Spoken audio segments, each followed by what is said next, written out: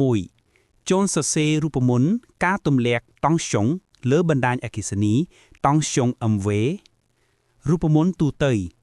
Delta V ស្មើឬ3គុណនឹង E កតា E កូហ្វី បូកជាមួយនឹង X ស៊ីនហ្វី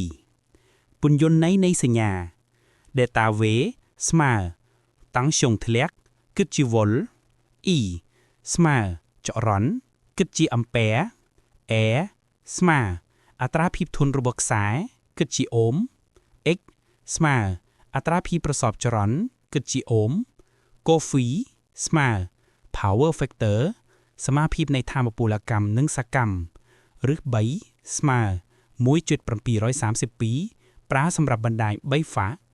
ប្រើសម្រាប់គណនាភាគរយនៃតង់ស្យុងធ្លាក់ភាគរយ delta V ស្មើ delta V លើ V rated គុណនឹង100នៅទីនេះ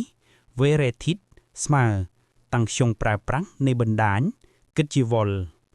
ឧទាហរណ៍បើមានបណ្ដាញ22គីឡូវ៉ុលចរន្ត E ស្មើ100អាំពែ Air ស្មើ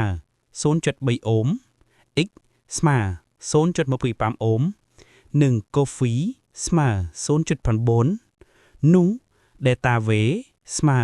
1.732 គុណនឹង100កតា 0.3 គុណនឹង 0.9 បូកជាមួយនឹង 0.25 គុណនឹង 0.435 ស្មើនឹង 1.732 គុណនឹង100កតា 0.27 បូកជាមួយនឹង 0.108705 ស្មើនឹង 1.732 គុណនឹង100គុណនឹង 0.278 ស្មើនឹង 65.6 វ៉ុលតែបើប្រៀបជាមួយនឹង22គីឡូវ៉ុលភាគរយនៃតង់ស្យុងធ្លាក់ស្មើនឹង 65.6 លើ